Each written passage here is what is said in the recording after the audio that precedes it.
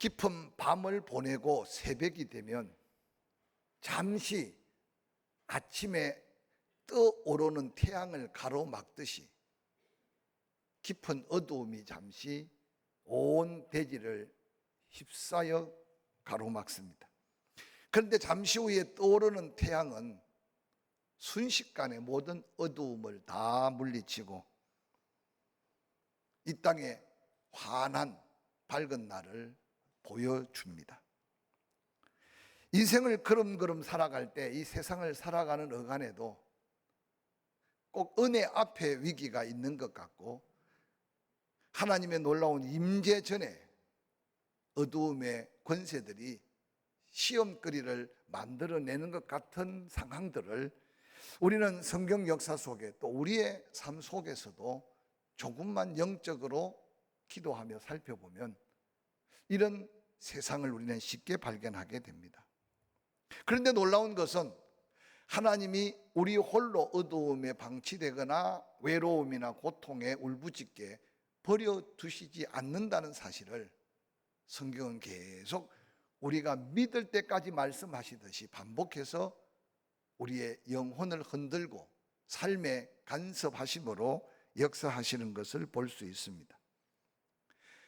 이 땅에 살아가는 우리는 한 세대만 살지만 성경 속 여러 세대를 다 이어서 살펴보면 때로는 악한 자도 하나님이 세우셔서 선한 자의 영향력과 또 하나님의 은혜를 필요로 함을 깨우쳐 주시기도 하고 또한 한 시대가 지나가서 새로운 시대를 열어갈 때마다 하나님은 세상 모든 사람들이 하나님이 이 역사를 주관하고 계시다는 것을 꼭 보이시듯이 누군가를 택하기도 하고 누군가를 버리기도 하시면서 하나님은 변함없이 당신의 뜻을 이루어 가시는 하나님을 우리는 말씀을 통해서 살펴볼 수 있습니다.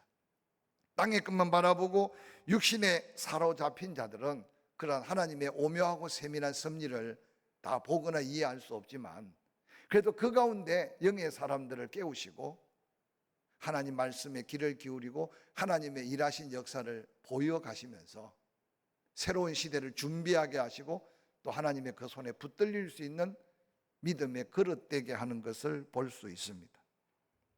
오늘 사무엘상은 사무엘이라고 하는 하나님의 마음에 합한 자를 세워가기 위해 한 가정의 눈물로 기도하는 한나의 기도로부터 사무엘상의 역사가 펼쳐집니다. 당시에 하나님을 바라보며 백성들과 하나님 사이에 가교 역할을 해야 할 대제사장 엘리는 어느 날 몸이 비대해져 가고 눈은 어두워져 가고 육신의 몸만 비대하고 육신의 눈만 어두워진 게 아니라 영적으로 하나님과 관계가 이미 다 단절되고 그래서 언제 하나님의 역사, 언제 하나님의 음성을 들었는지 기억조차 할 수 없는 엄청난 영적 암흑의 때를 맞이하고 있는 모습을 성경은 우리에게 비춰줍니다. 제사장 한 사람, 그 가정 가문이 다 망해가도 보이지 않게 구름 너머 태양이 찬란하게 떠 있어서 구름만 그쳐지면 광명하게 비춰지는 것처럼 하나님은 그 백성의 배후에 역사하고 계심을 성경은 우리에게 보여줍니다. 기도하는 한나, 그의 눈물의 기도가 한 민족을 다시 하나님께로 바로 세워갈 기도라고 생각하지 않았을 겁니다. 개인의 아픔과 고통을 그래도 인간적으로 풀지 않고 성전에서 울부짖고 기도하는 그 여인의 기도가 헛되지 않은, 아니 영광스러운 기도였음을 사무엘서는 성경에서 우리에게 보여주고 있습니다. 때때로 왜 나만 이런 고난을 당할까? 왜 나에게 이런 눈물과 아픔을 주셨을까?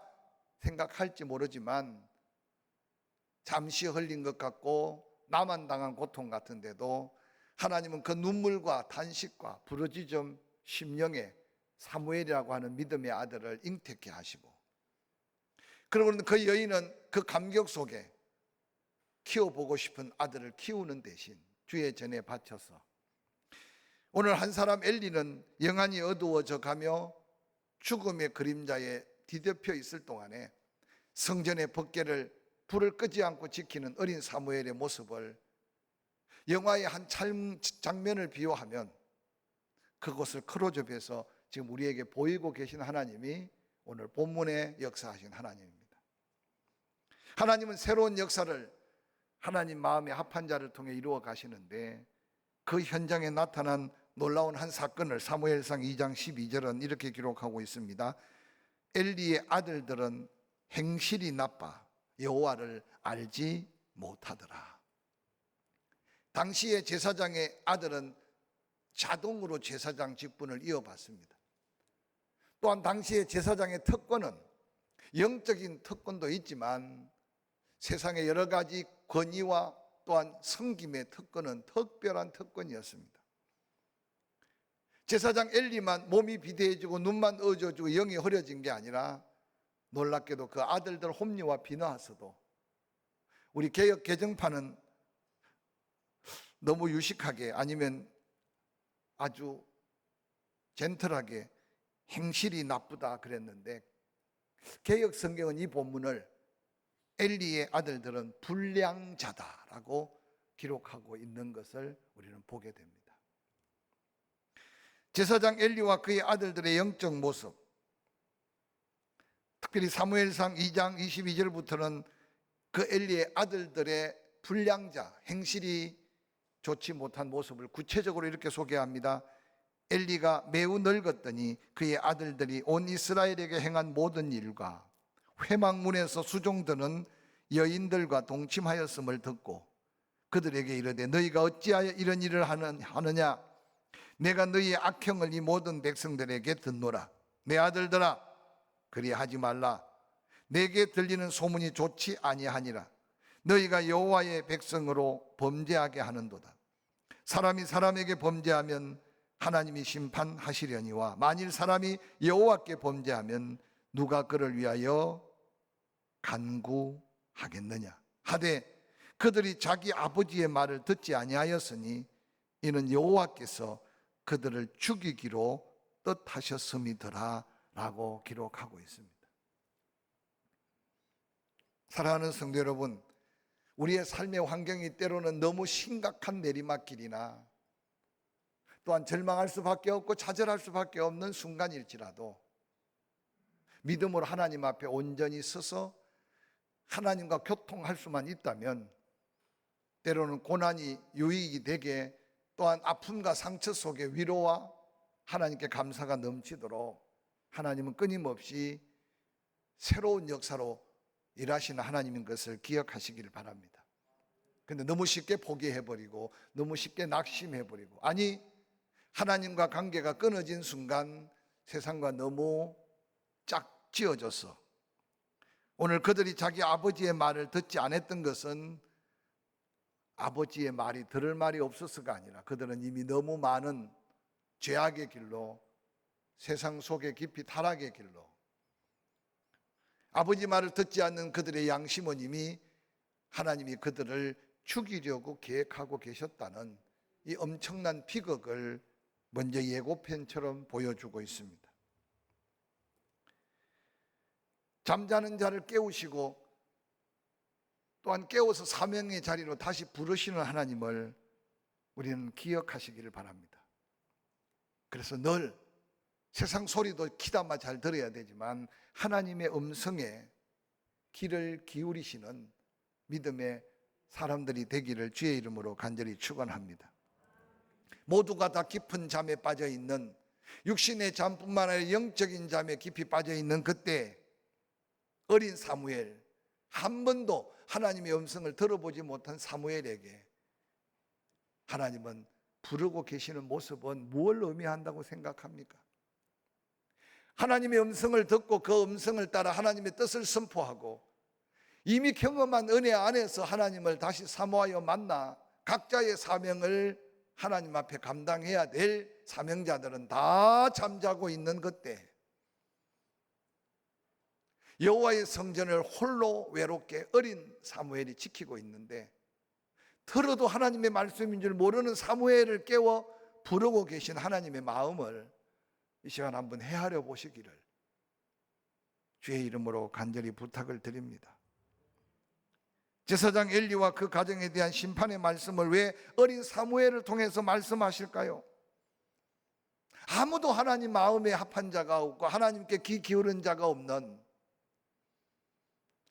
그래서 하나님이 가장 어린 사무엘에게 당신의 마음을 쏟아붓고 자기가 섬겼던 엘리 제사장의 집에 하나님이 심판하신 그 심판의 메시지를 던지고 계시는 하나님의 마음을 우리는 때때로 헤아리면서 우리의 형편사정과 우리의 삶에 매달려 핑계가 하나님과 멀어져 가는 영적 침체의 길로 빠지지 않는 저와 여러분이 될 수 있기를 주의 이름으로 간절히 축원합니다.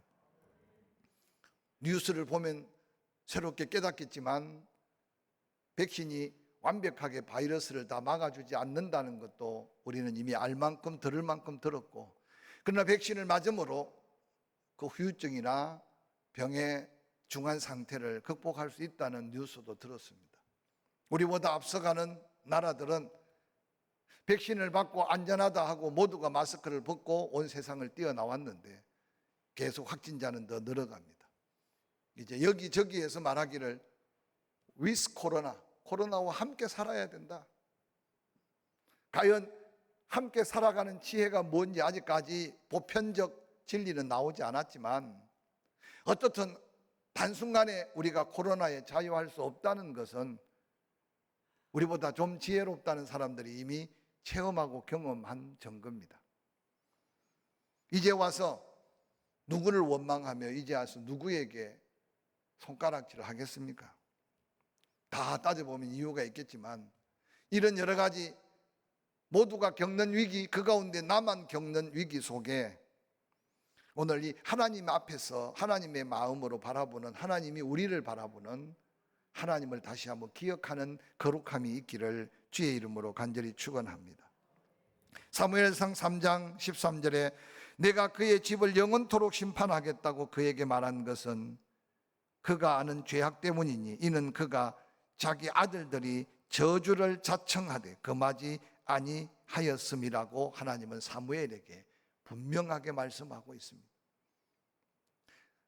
어린 사무엘은 아마 엘리의 집에 맡겨졌을 때, 또 제사장에서 여호와의 법궤를 가까이 두고 있을 때 두려운 하나님, 또한 엘리를 바라볼 때 아마 바로 쳐다볼 수 없는 제사장의 권위 앞에 살았을 줄 모릅니다.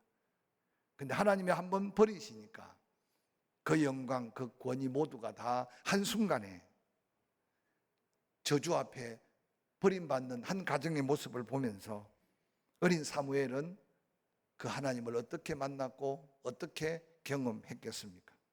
오늘 본문의 엘리 제사장의 영적 모습을 한번 살펴봅니다. 한나가 마음이 괴로워서 여호와의 전에 나와 기도하고 통곡하는데 아마 성전이 내려다 보이는 그의 집무실이나 그의 처소에서 졸다가 그 소리를 듣지 않았나 싶습니다.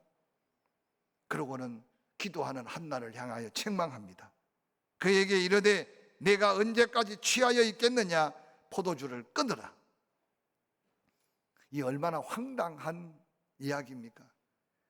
한나의 가슴 아픈, 하나님 앞에만 해결받을 수 있는 믿음의 거룩한 부담으로 기도하는, 아니 기도하되 너무 가슴이 찢어지는 것 같아 울먹이며 통곡하며 기도하는 한나에게 온 백성의 영적인 모습을 가지고 그들의 아픔을 하나님 앞에 고해야 할 제사장의 사명이 있는 엘리가 술 취했다고, 술을 끊으라고 성전이 찌렁찌렁하게 외치고 있는 이 엘리의 모습이 혹이라도 오늘 우리들의 세상 속에 비춰지는 모습은 아닌지 생각해 보게 합니다.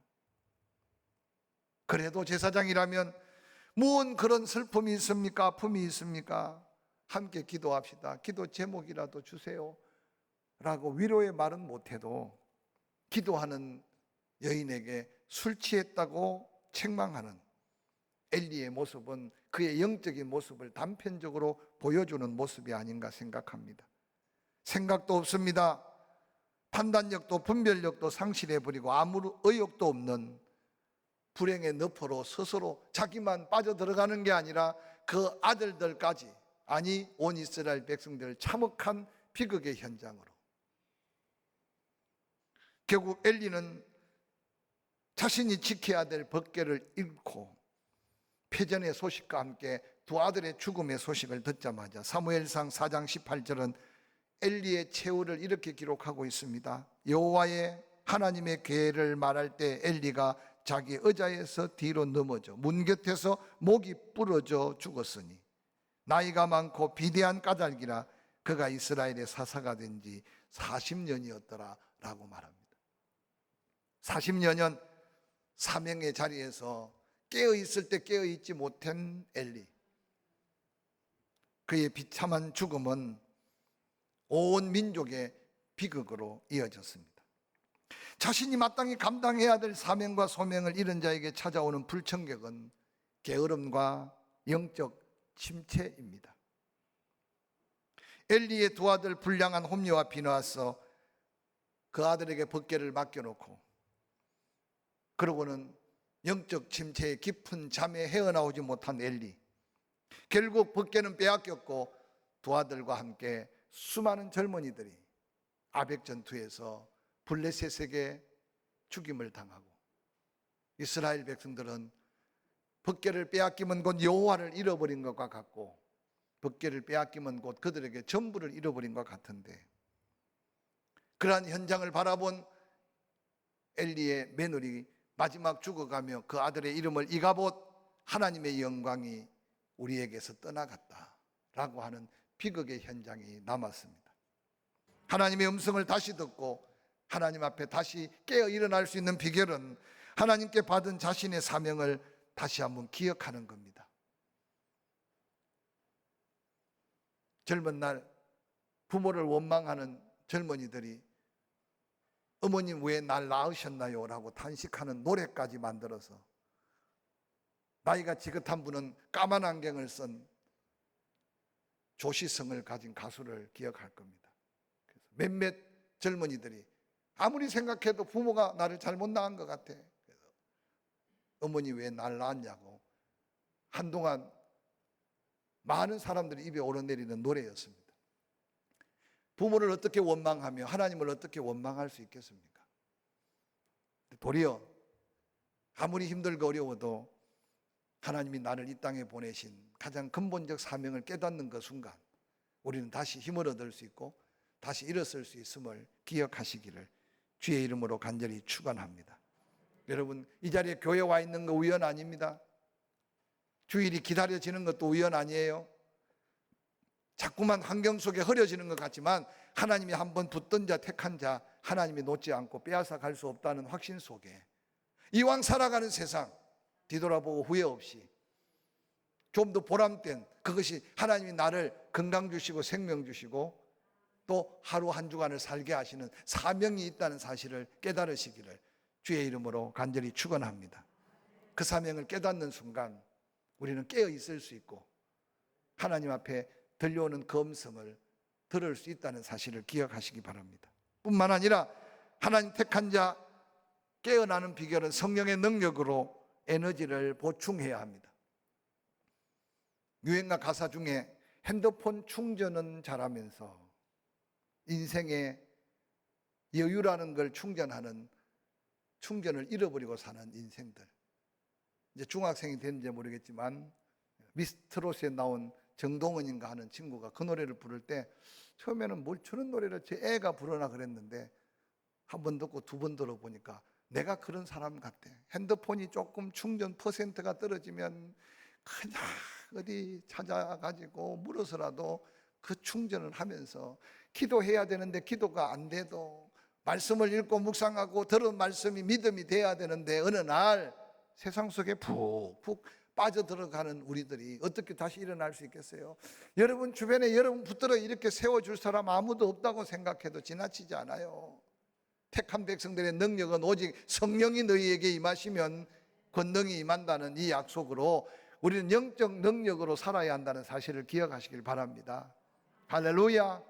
기도하기 쉬워서 기도하는 사람 어디 있고 말씀 읽는 게 즐거워서 말씀 읽는 사람도 혹 있겠지만 거기에 마음을 두고 시간을 두고 때로는 내 삶을 제어해 가면서 영적으로 성령이 나를 온전히 주장하도록 그때 성령께서 나에게 영적 에너지를 보충할 때 우리는 다시 찬송할 수 있고 우리는 다시 기도할 수 있고 우리는 다시 하나님 앞에 당당히 설 수 있음을 기억하시기를 주의 이름으로 간절히 축원합니다. 그래서 사랑을 포기하지 마시기 바랍니다. 사랑하면 하나님 간섭하심이 깨달아집니다. 사랑하면 섬길 수 있는 은혜를 경험하게 됩니다. 사랑하면 희생하고 헌신할 수 있습니다. 성령이 재충전될 때 십자가가 더 사랑스럽고 교회가 더 사랑스럽고 성도가 더 사랑스러워지는 놀라운 능력의 충전이 우리를 다시 이렇게 세울 수 있음을 기억하시기를 주의 이름으로 간절히 축원합니다. 베르리가 다 떨어진 것 같은 갈릴리 바닷가에 베드로 밤새도록 고기를 잡으려고 했으나 한 마리 못 잡았어요. 오른편에 그물을 내리라고 했어요. 조금 전에 왼편 오른편 다 그물 던졌어요. 근데 예수님 말씀하신 말씀대로 오른편에 그물을 내리는 순간 엄청난 고기가 잡혔어요. 주님이시란 말을 듣고 베드로가 겉옷을 벗어 던지고 헤엄쳐서 예수님 앞에 나왔습니다. 늘 돌아보면요, 예수님이 그래도 인간 베드로에게 정신 차리라고, 사람이 어떻게 그럴 수 있어? 내가 너를 얼마나 사랑했는데 배신하고 돌아갈 때 말이라도 곱게 해야지, 뭐 따져볼 말이 한두 마디겠습니까? 근데 예수님께서는 전혀 책망하지 않고 아직도 네가 나를 사랑하는 마음이 조금이라도 있는가? 라고 묻습니다. 고개 숙인 베드로 다시 힘을 더해 주시면서 그에게 사명을 부여하는 예수님의 그 모습을 기억하시기 바랍니다.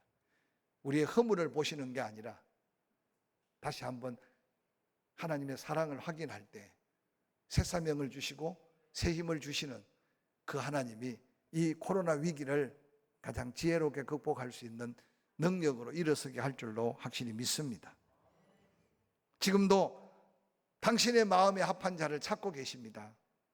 아이 사무엘이 엘리 앞에서 여호와를 섬길 때 여호와의 말씀이 희귀하고 이상이 흔히 보이지 않았지만, 아니 들어야 될 엘리는 눈이 어두워지고 잘 보지 못하는 그때지만 그는 자기 처소에 누워있지만 하나님의 등불은 아직 꺼지지 않고 사무엘은 여호와의 궤 있는 여호와의 전에 누웠더니 여호와께서 사무엘을 부르셨습니다. 3장 6절에 여호와께서 다시 사무엘을 부르십니다. 3장 8절 여호와께서 세 번째 사무엘을 부르고 있습니다. 저는 좌절하고 절망할 뻔한 중학교 시절을 마감하고 고등학교 1학년 때 주변에 아무 친구 없이 고향을 여러 시간 등지고, 그러고는 그 당시도 아무나 갈 수 없는 대학이지만 대학 갈 것을 포기하고 고등학교를 정해놓고 있는 그 힘든 시간에 교회 종소리를 통해서 하나님이 저를 불러주셨어요. 지금도 가끔 생각할 때 그 종소리 듣고 그냥 비비고 앉아 있었으면 저 인생은 어떻게 됐을까.